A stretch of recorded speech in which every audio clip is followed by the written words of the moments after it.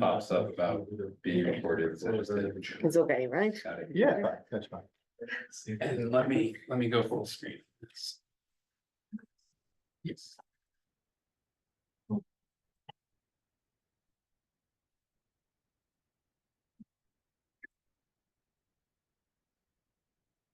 Okay, well, thank you everyone for joining.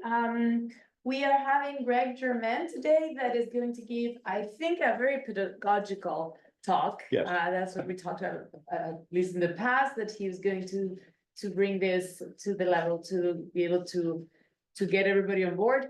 And he's going to talk about genetic algorithms that were many of the pioneer algorithms for the whole machine learning discipline that now we're very interested in. So it's a pleasure to have Gregg here, and take it away. Thank you. Good afternoon, everybody. Yes, I asked the people who manage these talks if they thought somebody would be interested in learning about genetic algorithms, because it's one of the several tools that are out there that really make great advancements these days in the AI world. And if they thought it would be useful, I'd be happy to give a talk on it, and they said sure, so here I am. A little bit about myself. I went to school at University of Florida, not Miami, sorry, and got a bachelor's in aerospace engineering and a bachelor's in computer science.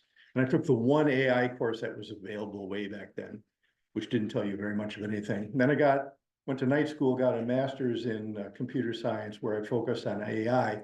And even then, it had not progressed anywhere near to where we are today. There were three main tools. There were expert systems, neural nets, which I'm sure you're all familiar with now, and genetic algorithms. Expert systems have kind of fallen by the wayside. Neural nets, I needn't tell you anything about. You know more than I do, probably. And genetic algorithms never got the love that neural nets got, but it ran into some of the hangups. When I was studying those things back in grad school, even neural nets was hung up on the stuff, starting with the XOR problem, even way back then. But of course, it's advanced now. And there were hangups with genetic algorithms as well. And we'll see some of the solutions to those as we continue on. This slide here was given to me by a buddy of mine who was into GAs at the time. And back then it was a joke, right? We're going to have systems that will replace humans. Yeah, ha, ha, ha, ha. But now it's no longer a joke, really. You've got systems that can do much more, much faster than what humans can do, as I'm sure you all well know. So I put it up there just because that's where we are. So what are genetic algorithms and why should you care? Well, GAs are powerful optimizers, where only a few or maybe even no mathematical formulations are known to solve a problem. They're capable of reaching optimal or near optimal solutions in an enormous search space rapidly. They're easy to implement. The code, like when you build a deep learning net, you use a tool, you build it. Same thing is true with genetic algorithms. You use a tool, and the actual code that you have to put together to make a solution is very short. They can address multi-objective problems. They're capable of handling problems with constraints. You can solve multimodal, non-differentiable, non-contiguous, or even NP-complete problems. And they're used all over the place: robotics, telecom, routing, encryption, finance, lots of places. I've used one here, which we'll see in a minute, to optimize a thermal model that we maintain to plan and schedule the Chandra observatory. And you'll see that in a minute. So how do they work? Well, just like neural nets, GAs are based on natural phenomena. Whereas networks are a takeoff on neurons, GAs use the power of evolution and survival of the fittest. You create a population, you test the fitness of each member of the population, you take the best and you create a new population from there. How do they work? And how do you know when you can actually apply one to a problem? There are two criteria that have to be met. And the first one is you have to be able to cast a solution in the form of a string or a chromosome. So on the left there, you see the classic GA example, the traveling salesperson problem. So you have a number of cities you have to visit. You can get to any city from any other city. It's a fully connected graph. And your task is to find the route where you have to drive the least number of miles. Okay, so the way you represent that for a genetic algorithm is what you see below the graph. A string of cities. If the cities were labeled A, B, C, D, then each string represents the sequence in which you visit the city. On the right, you have a inductor capacitor circuit. It's a filter. You want the filter to have a certain behavior, but you don't know what values to give the capacitors and inductors. What value should I give them to get the results that I want? Well, you can represent those values as a string of numbers for each of the particular components. So that's how you formulate the first criteria, be able to form a string. If you can't do that, then you're dead in the water right from the start. There are lots of ways this is used. Here's an example of a very complicated 3D graph where you want to find the maximum. Neural net, or I mean, GAs can find that in 5 evolutions of 5 generations of the system and find it quickly.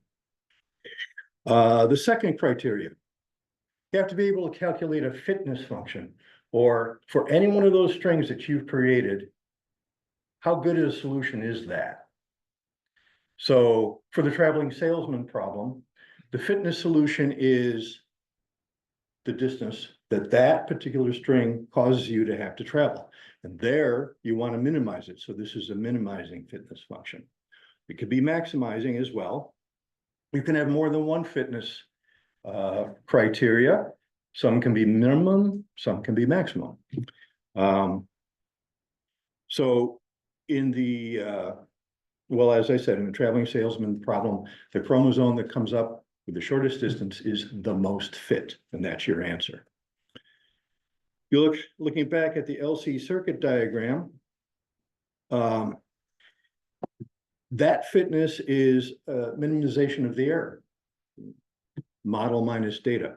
You want to have the smallest error for each of the test cases that you have. And whatever set of capacitor and inductor values gives you minimal error, that's the ones you use. That's your answer. So after you've satisfied those 2 criteria, what's the algorithm? The algorithm is really pretty simple. Does the cursor show up? Yes, it does. So the first step is what we've already talked about. You choose a string that represents a solution, a string methodology.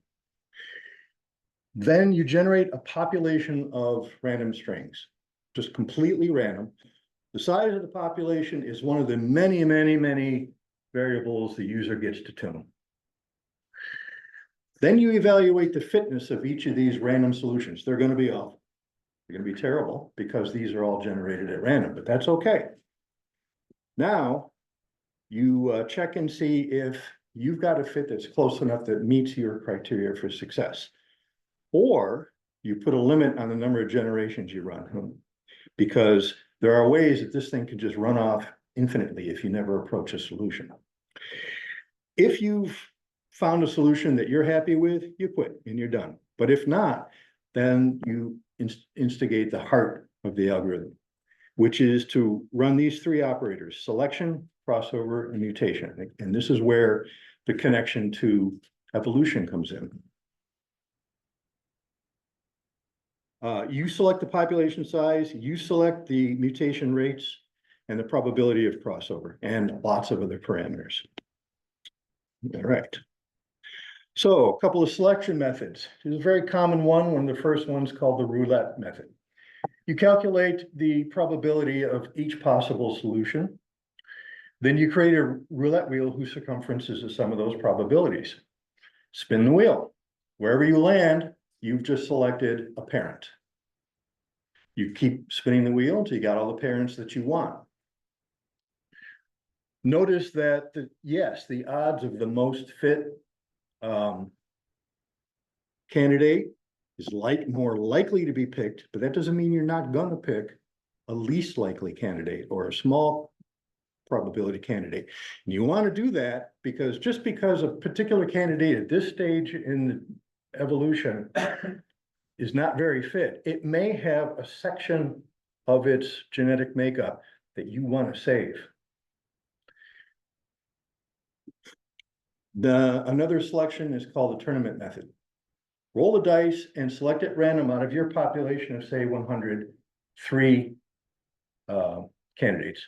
Doesn't matter what their fitness is. Of those 3, pick the one with the highest fitness level. That's a parent. So that's the tournament.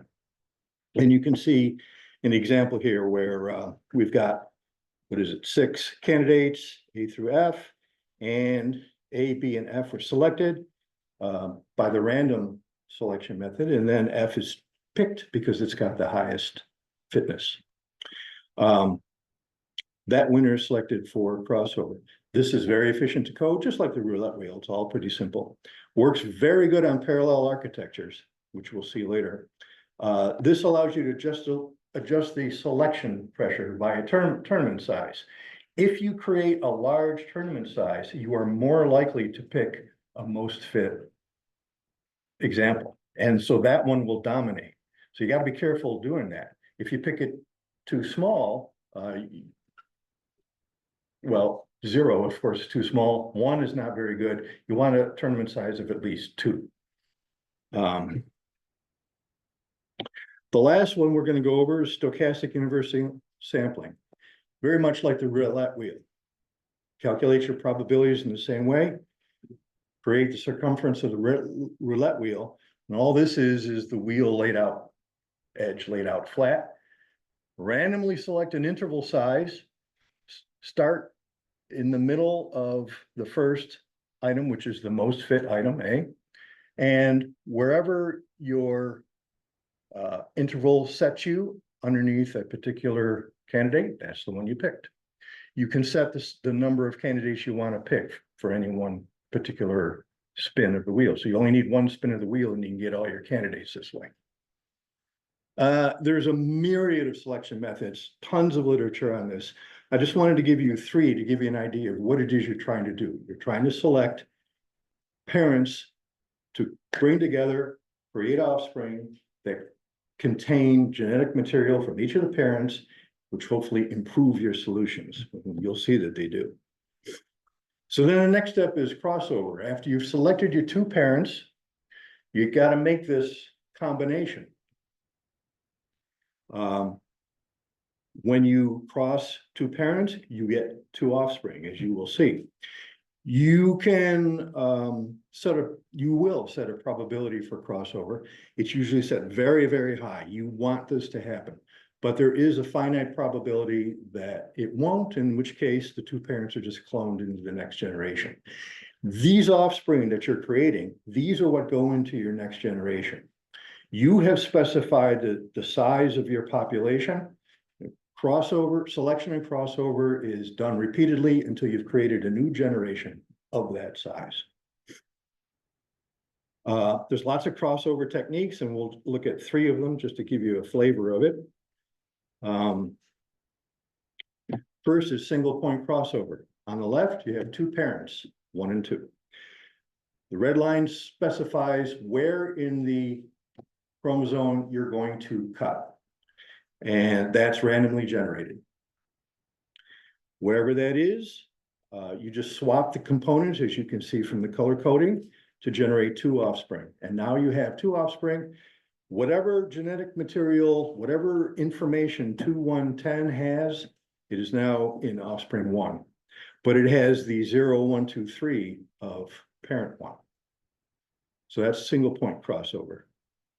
Multiple point crossover, very similar. It's just that you do it in multiple points. Number of multiple points selected by you, could be random if you wanted it to be. And then, so of course you randomly generate where those cut points are, start swapping the material, just like before, and you have your 2 offspring. And the last one is a randomly selected mask. Create a mask of 1s and 0s create your offspring, zeros go to one offspring, ones go to the other. You can see how that works just from the picture. So those are just three methods. There's a ton of methods in which to do this, and they will be tuned to the problem that you have to solve. Let's go back to that traveling salesperson problem again. One of the rules of that, and this is when you're looking to see if this is the tool for you, this is one of the things you have to think about. One of the rules of the traveling salesperson problem is you only visit every city once. So on the right, where it says not allowed, up here, you cannot do a single point crossover there, because if I flip those two on the right, I'm gonna have two B's in the offspring. That's not allowed. And I'm gonna have two F's in the other offspring. That's not allowed. So your crossover technique has to take that into consideration, and there are ways to handle that. Here's one. It's called ordered crossover. In the box in the upper left, you've created your cut points. That's where your starting position. The first thing you do, we're gonna fill in the gene on the right here after the 631. What you do is you start marching through the parent and until you find the first gene that doesn't appear in the chromosome so far, and that would be the 2. Now you're going to fill in this next box. You continue marching through the gene until you find a chromosome that does not appear in your offspring. That's the 4, you put it there. And likewise, you pick the 5 and you put it there. So now what you've done is you've crossed 2 parents, but you have not violated the rules. And again, this is something you're going to have to think about when you're creating your system and what crossover method you're going to use. Mutation, that's the 3rd step. You've selected your parents, you've created a new population of 100 or however many you've said. You've done your crossover, you got your offspring, now we're going to mutate. Just like genes can be mutated in nature, which create new features in the offspring, same thing happens here. There's a million kinds of mutation available to you. The first one is, say you have a binary string, if you've selected that for your representation of a solution, you can simply do a bit flip. That doesn't always work because not all the time your genes are not binary numbers. Systems I've worked with are real numbers, for example, so you wouldn't do that. There's random resetting.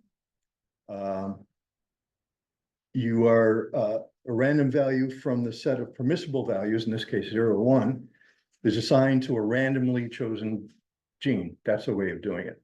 But again, you can't violate a rule of your problem, like in the traveling salesperson problem. Swap mutation, pick 2 genes and just swap. Now that's a good solution for a traveling salesperson because you're not going to replicate 2 cities. Scramble, randomly select a number of genes and where in your chromosome and randomly scramble them, replace them with the scrambled string.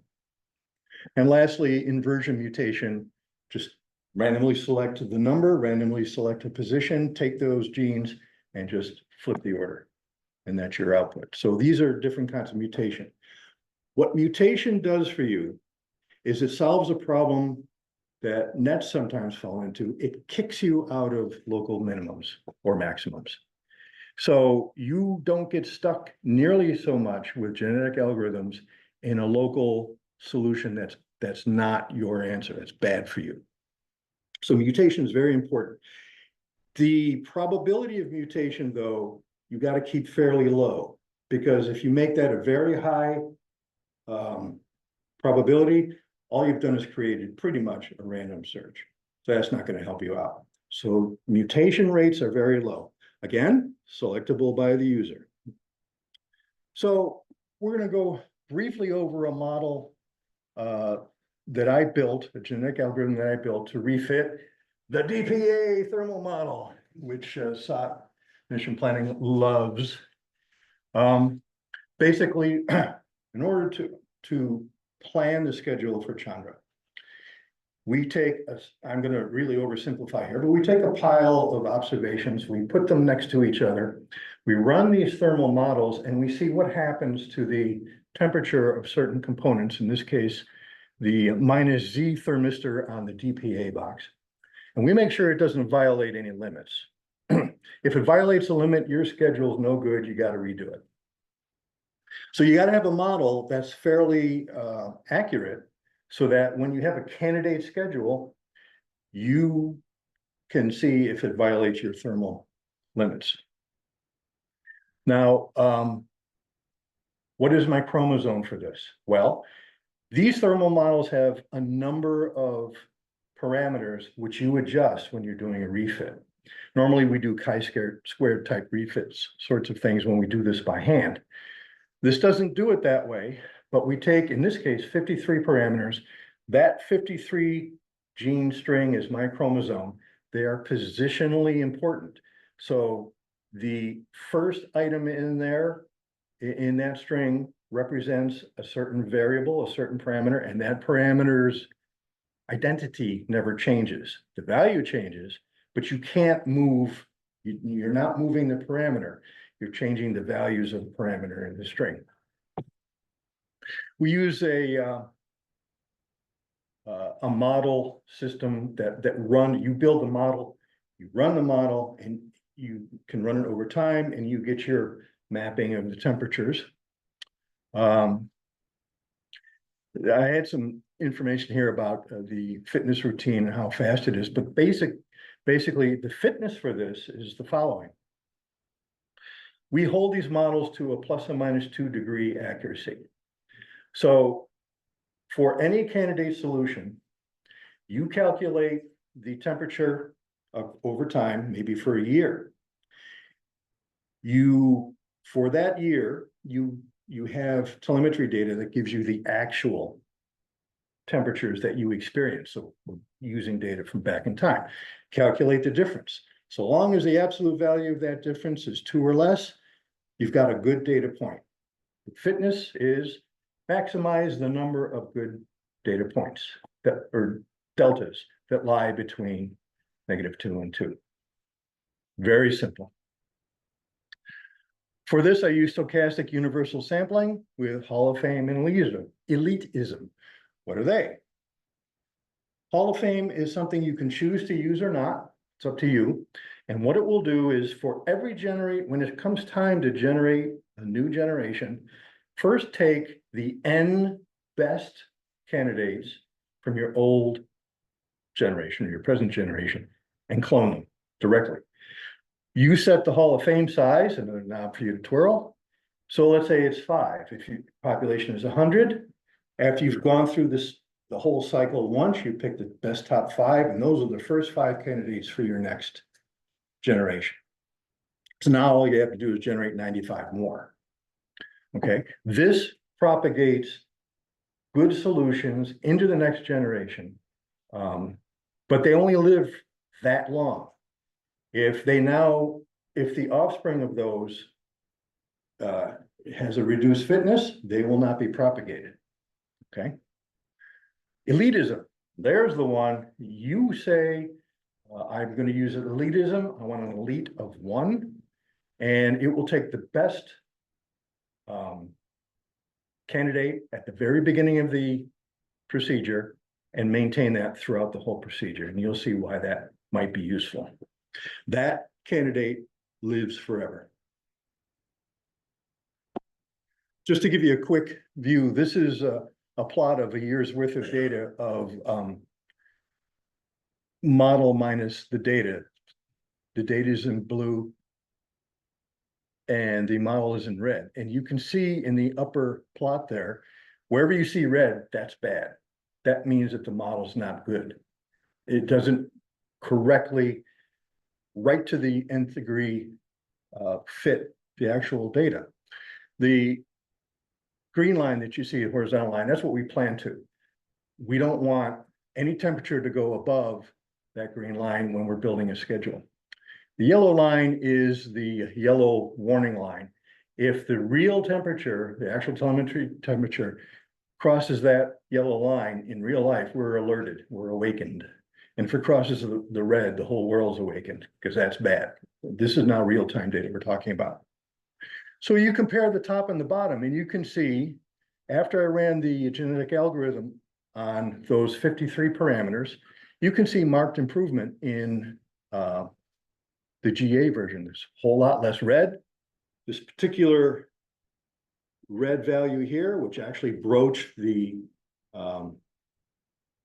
warning line, no longer broaches the warning line.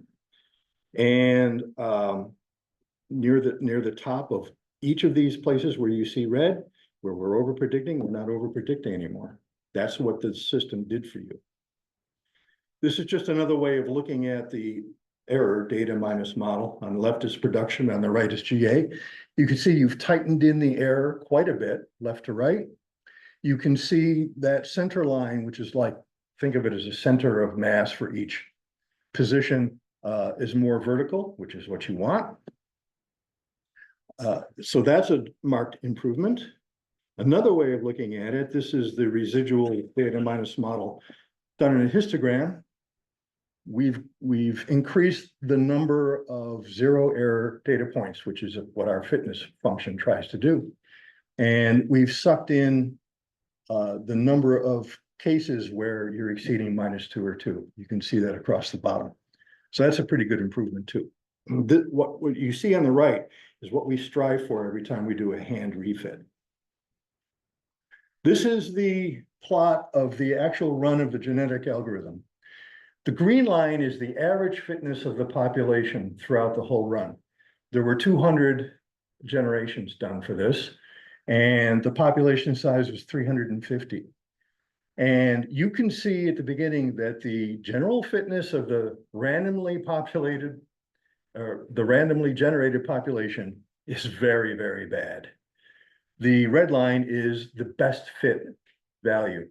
Since I used elitism, I should say, I'm sorry, I should have explained this earlier. Normally we do refits. We don't create new models. We're doing refits of old models like you saw in the previous slide, production versus the GA version. So you have a fit that's pretty good, but you want to improve it.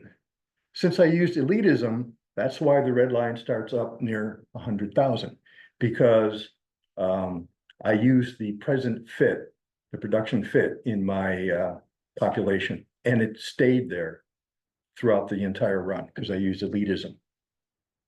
But you could see that the average fitness of the population skyrocketed. Within 25 generations, we were close to the top of where the average is going to be. Now, the average after that bounced up and down. You can see that the slope of the red line is positive, so we're getting improvements as we go. We could have continued this longer, but it gave me the results I wanted, so I cut it off here. So that shows you how fast a population can improve with a genetic algorithm starting from a randomly generated population. The improvement is very marked. So for this, I talked about what the chromosome was made of. I talked about the fitness function. I used tournament with a tournament size of 3. 1 point crossover, the simplest one, with a probability of 0.9. Mutation probability was 0.15, population size of 350, and I ran it for 200 generations. What happens if you don't include the present decent fit at the beginning in your population at the beginning? This is what happens. Your average is very low, but then so is your best fit of the first population, but they both rise rapidly. So you can see this shows you that genetic algorithms can get you to an answer very rapidly if you've properly formulated the problem. And so they can be very useful. This is, if you're interested in this, this is a YouTube video I recommend you guys watch to be entertained as well as educated. It shows you the lifetime of that cart as the cart is modified, and it has to travel through a obstacle course. It has to jump ditches, it has to scale walls. The things you can change, the chromosome is number of wheels, size of wheels, length of the chassis, whether or not you have a weight, what the weight is, and where the weight is positioned on the chassis. And as this thing goes, it fails, it fails, it fails, it gets a little further, it fails and fails and fails, it gets a little further. It's fascinating to watch, so I highly recommend it. But again, it will give you an idea of just how fast a genetic algorithm can get you to a solution. So again, and this is kind of like the crux of what I'm talking about today, it is the formulation of the problem that is the clue to whether or not you can use GAs and how much it will do for you. The other advantage to genetic algorithms is that they are very susceptible to parallelism.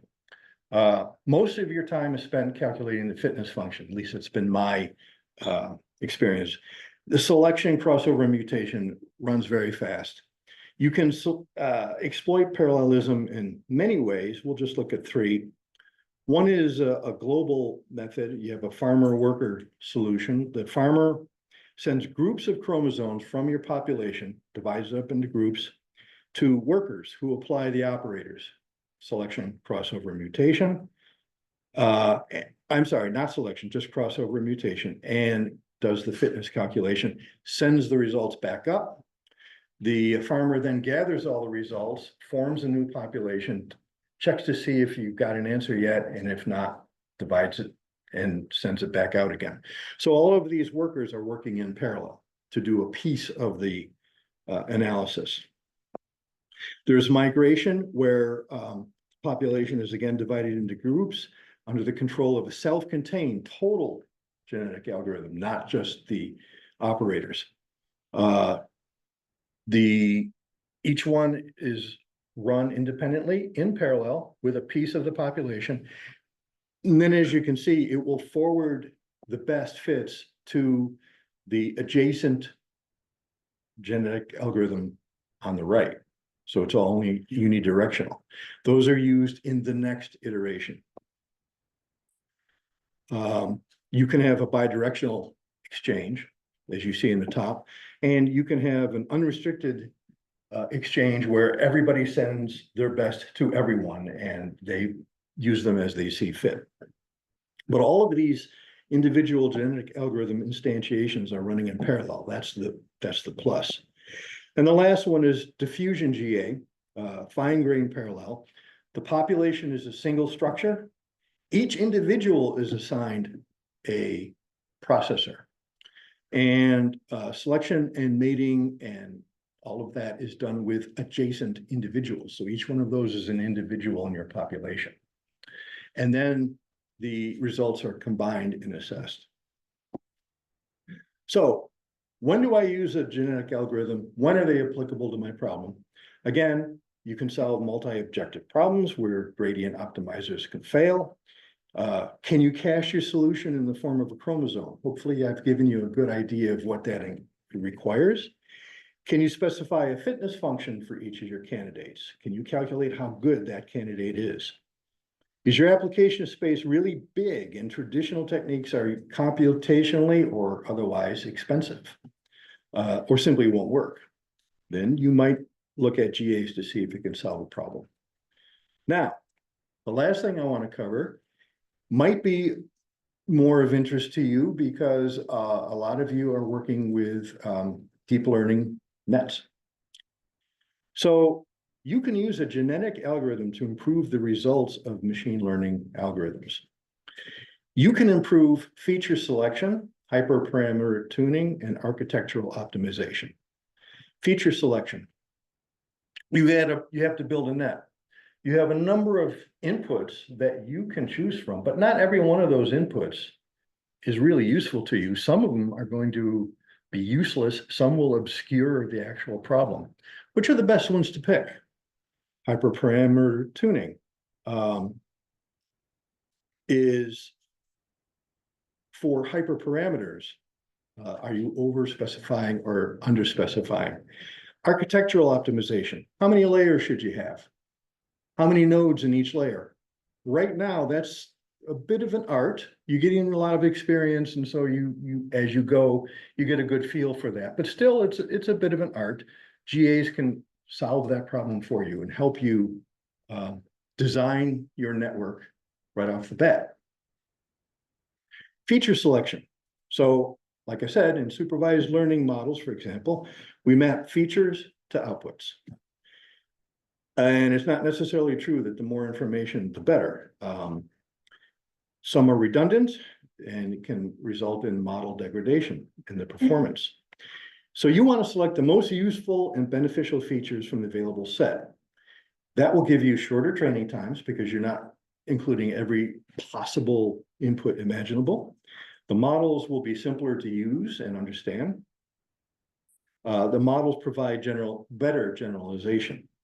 So for an example, for selecting features, there's in scikit, there's a function called the Friedman-1 function. And what it is it's just a simple function, you see it there, calculates a y for a function of x0 through x4, 5 different input parameters.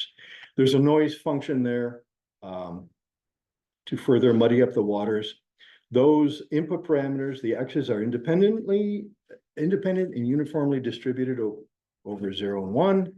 Noise is randomly generated and uniformly distributed and multiplied by this variable called noise. So scikit has this function called make Friedmans that will create this for you and create any number of samples you want with randomly selected x0 through x4 values. So that is your training and verification set. Friedman-1 features. One of the neat things about this guy is the function allows adding an arbitrary number of additional input variables which are irrelevant to the output. You can flood it with input variables, and they won't make any difference to the output. So there's a parameter called n features. You could set it to 15, which is 10 more than what you really need for that function. And it will generate y values and additional values for those 10 features in your data set. The reason they supply it is that you can use it to test the resilience of your regression models on noise and the presence of irrelevant features in your data set. How do you set this up for a genetic algorithm? 15-bit string. The string is each of those 15 parameters. It's a binary string, 0 and 1. A 0 means you're not going to include that parameter in this solution, and a 1 means you're going to include it.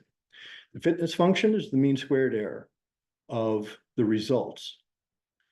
For a population size of 30, tournament selection with size 2 is your selection method. Crossover, simple 2-point, probability 0.9. Mutation is simple bit flip, because you can have, there's no repetition thing like the traveling salesman problem, 0.2. Hall of Fame size is 5. You run the algorithm for 30 generations with a population size of 30, and we get the following outcome. It's telling you that only the first 5 parameters matter, and the other ones do not. Now, I don't have time here to go through how all of this works, but I'm just trying to give you the feel of how you can cause your use these kinds of genetic algorithms to optimize your network, the inputs on your network. Hyperparameter tuning. You probably all know what hyperparameters are. They just control the learning process rather than being learned from the data. They have big impact on your performance, generalization, accuracy of the model. Performance meaning speed, because if you have too many nodes, too many layers, you slow things down. Examples are the learning rate, the epoch, the number of times the training sets pass through the model, number of layers, number of nodes, or the activation function that you use. These are all things you have to pick when you're building your own system. You have tools that can build it for you, but you've got to give these as inputs. Now you could do a grid search, which is to come up with every possible combination and look at the results, and that will work, but it'll probably take you 14 forevers and you can't really do it. But you can do it with genetic algorithms. So suppose you have a deep learning classifier that you're trying to work with. The task is to determine the number of layers and the number of nodes in each layer, which produces the best classification accuracy. Now, sklearn, part of scikit, has a tool called the multi-layer perceptron. It's a way of building a network for you. And you just give it the inputs, how many layers, how many nodes per layer, so on and so forth.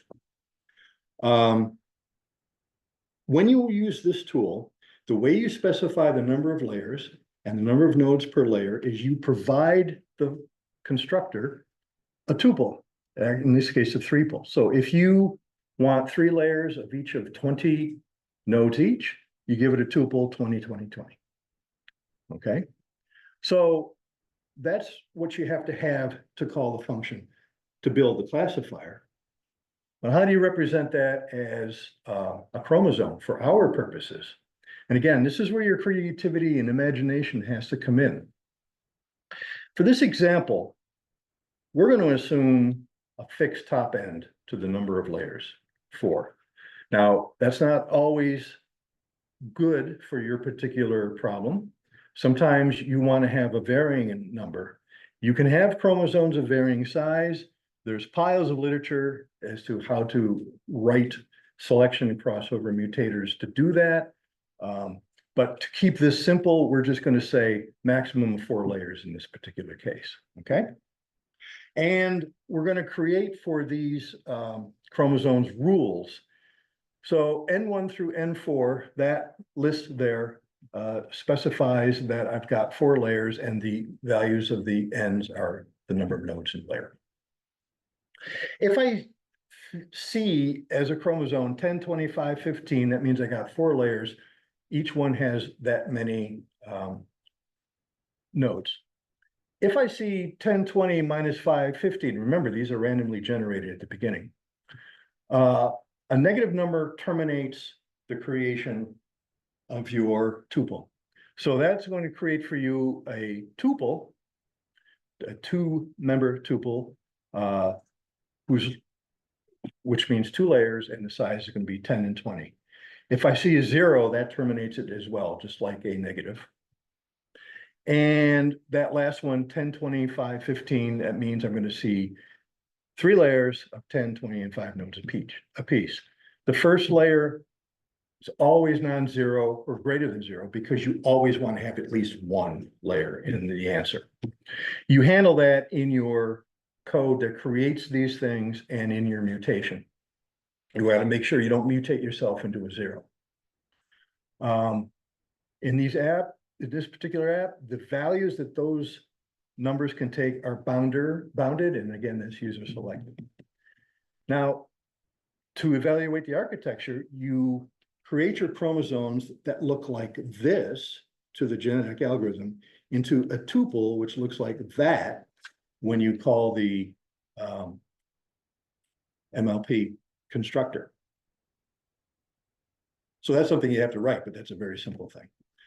Tournament size of 2. Crossover is a little more complicated. Simulated binary bounded. We want those numbers to be bounded because we don't want to create a layer that has 5 million nodes, because you just know that that's not going to happen and you don't want it. It's a single point crossover system with the following properties. It creates beta is what's referred to as a spread factor. The average of the 2 offspring is equal to that of the parents, regardless of the value of beta. When the value of beta is 1, the offspring are duplicates of the parents. Again, beta is another knob you have to twirl, another value you have to supply. When the beta value is smaller than 1, the offspring are closer to each other than the parents were. And if it's larger than 1, the offspring are further apart than the parents. You don't need to really understand this crossover scheme, but I just show this to show you that the crossover methodologies out there are incredible in number. For running this test, we used a data set from University of California, Irvine, the machine learning repository, maintains a repository of 667 data sets that you can use to test out your nets. If you're trying to build one and you want to see how well it works, but you need a quickie data set. My favorite one is the wine data set. For this run, we use the iris flower data set, which has 4 parameters in there. to help identify which of the 3 Irish species you happen to have. If you've installed scikit-learn, you've got that data set in your sklearn repo. The sklearn also has the multi-layer perceptron classifier, so you use that classifier to generate results, which is your fitness. How good is your classification based on what we used in this run for number of nodes, number of layers, number of nodes. So what you do is for each individual, you take that chromosome, that candidate solution, build the net based on that solution, run the classifier, and test out and see how accurate it is. The more accurate it is, the better that solution is for you. Okay? So the trick is to convert the number of the parameters you care about, number of layers, number of nodes, into the parameters that your tool that you use to build the net require. Then there's hyperparameter tuning. To this, we want to add the number of optimal layers, or to the number of optimal layers and nodes per layer, we want to add some hyperparameters. This sklearn multi-layer perceptron has a number of them. 4 of them are the activation, 10H, ReLU, logistic, you're all familiar with those, the solver, and alpha, and a learning rate. So in this particular case, we've given it 3 choices for activation, 3 for solver, alpha is just a floating point number, and 3 for learning rate. So we modify our chromosome to include the first 4 parameters for the layer information and node information, and then 4 more parameters for solver activation, solver, alpha, and learning rate. Now we've also changed the n numbers to floats, just so this whole thing is a float. So what you do is you write a program that will take the integer n numbers, or I mean the float n numbers, and turn that into an integer for the tuple that you have to create. For these hyperparameters, you just run floor on, you limit their values between 0 and 2.99, and you run floor on it. And you're going to get a 1 or a 2 or a 3, which you use to index into a string that will pick for you either 1, 10H, 2, ReLU, 3, logistic. Alpha is just, you bound it between 0, 0, 1 and 2. And the learning rate, same deal. 3 possible values, floor it, you get a 1 or 2 or 3 that indexes you into constant, inverse scaling, or adaptive. You provide this function that does that conversion. You feed those to the MLP classifier, which creates the net. You run the net, and you look at the results, and you see how good your results are. As they improve, you stop. For this run, they used a bounded mutation, pop size of 20, the usual parameters for crossing mutation, Hall of Fame size of 3 with elitism. And the answer was that the best solution is 2 hidden layers of size 8 each. ReLU was the best activation function. LBFGS was the best solver. Use this value for alpha and use inverse scaling for learning rate, and the accuracy was 0.947. The resultant network that was built classified it with an accuracy of 0.95. So you didn't have to pick anything. All you had to do was come up with a way to translate the parameters you want to tune to the format that the tool that you use that builds nets requires, and then surround that with a function that does that translation and run through a GA that takes each of these solutions and gives you the optimal, and there you have it. So it doesn't matter if you're doing wine, iris selection, astrophysical stuff. The point is that the genetic algorithm will help you design an optimal deep learning system. So in conclusion, genetic algorithms use the power of evolution and natural selection to provide a tool which can solve a large variety of intractable problems. You've got to be able to cast an individual solution in form of a chromosome, as you saw. Got to be able to create a fitness function that measures the goodness of that solution. Those two things can require lots of imagination on your part. That's where you're going to have to do your most thinking. They're highly susceptible to parallelism, reducing the time it takes to get your answer. Designing and tuning deep learning models is something of an art. You can use GAs to design and tune your deep learning models. A myriad of GA tools exist. I use deep distributed evolutionary algorithms in Python as an associated book. I'm not pushing it. I don't get any money for it. And it's just the one I picked. And you can pick whichever one you want. Scikit has evolutionary tools in it, so you could use those as well. You go to this GitHub link and it will show you the solutions to all of these problems, except for the DPA-MZT model that we talked about today. So that's basically it. It's a tool you should have in your toolbox and understand how to use. Not going to use it every day, but it just might help you out in the work that you do in AstroAI. Are there any questions? Thanks.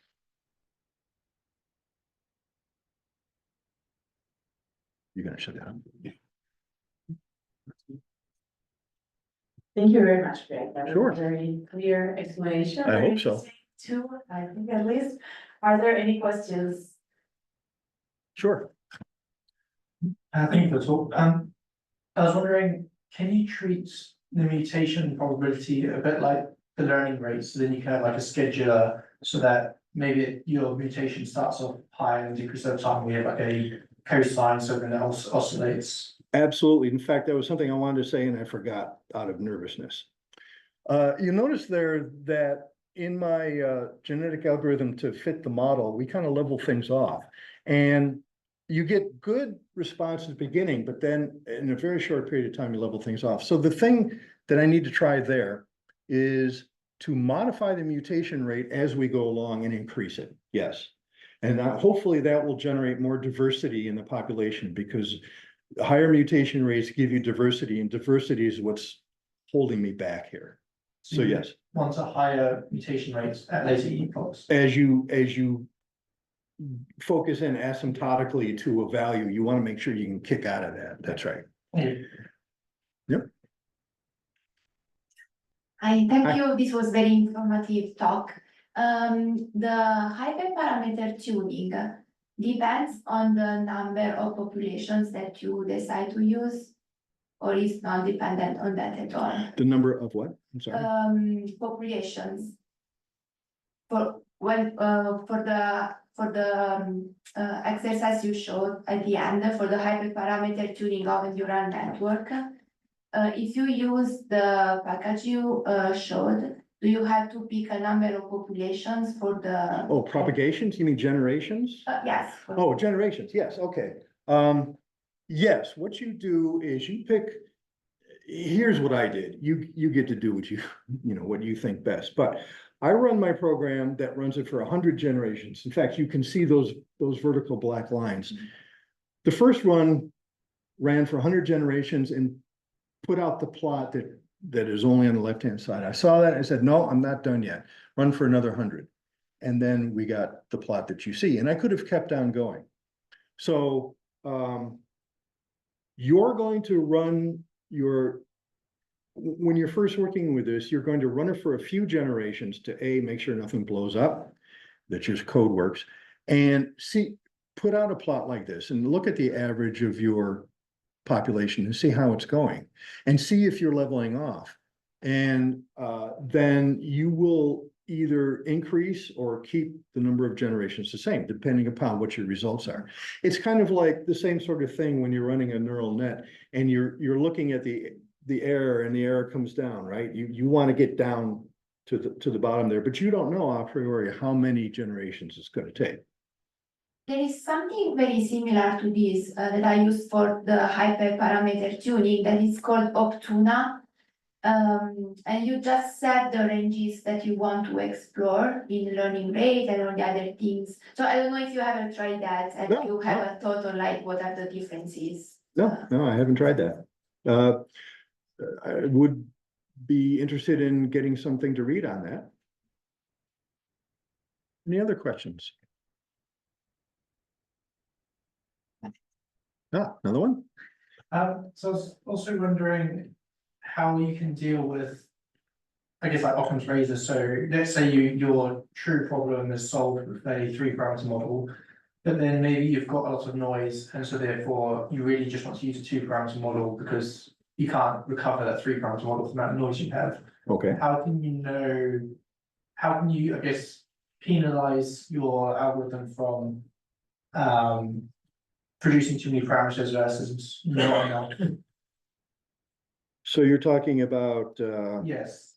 that, where I said I'm limiting to my parameters to 4. It was I think a few slides back.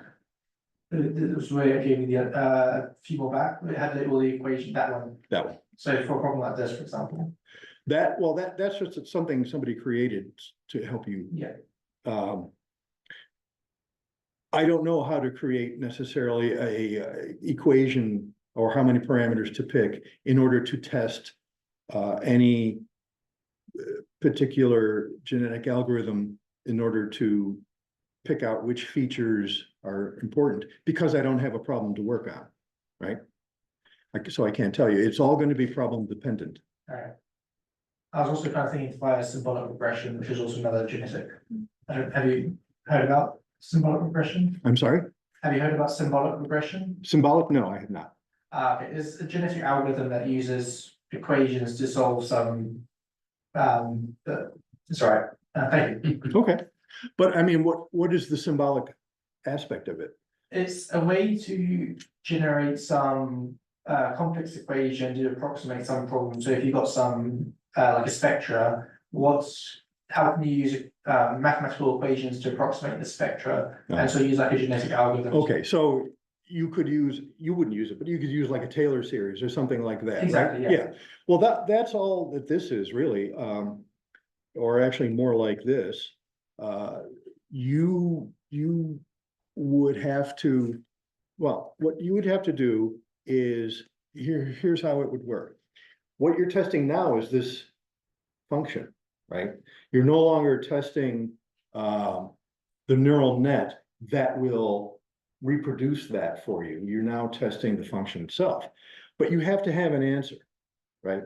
So you would, your genes or your chromosomes probably would have to be not of fixed size. You'd have to get into varying size chromosomes. That's number one, because you got varying size parameters.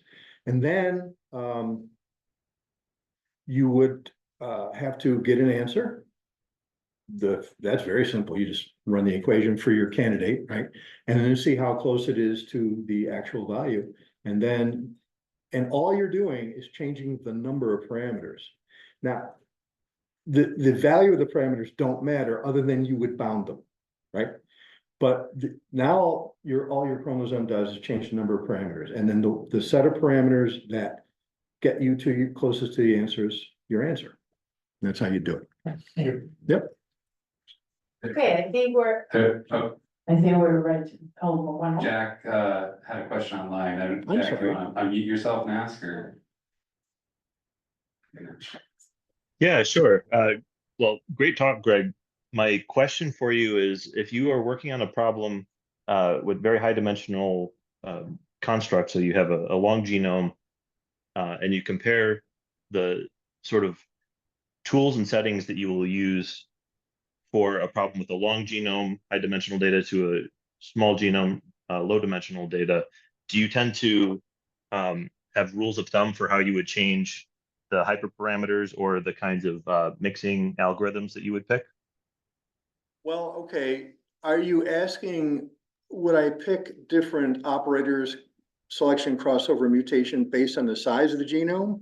Or are you saying I have a neural net with a you're doing feature selection, I take it, and I have got a neural net with a large number of parameters.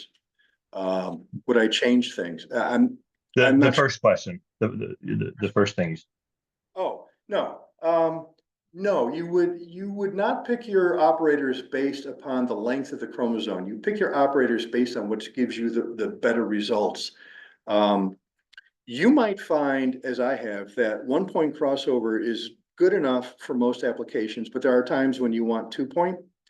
And the only way you're going to be able to decide that is to actually run tests. So for the DPA model, I've got gigabytes of results of different tests that I've run in testing just those parameters. I tried 2-point crossover, it didn't work. I don't think one tunable parameter is going to be the number of genes in the chromosome you're going to mutate for each candidate. And one might not be enough. You might want to do 2 or 3, I don't know, but again, it's problem dependent. But in general, no, what you pick for that is not really related to chromosome size. Thanks. Yep, okay. All right, if there's no more questions or comments or online, then let's thank Greg again.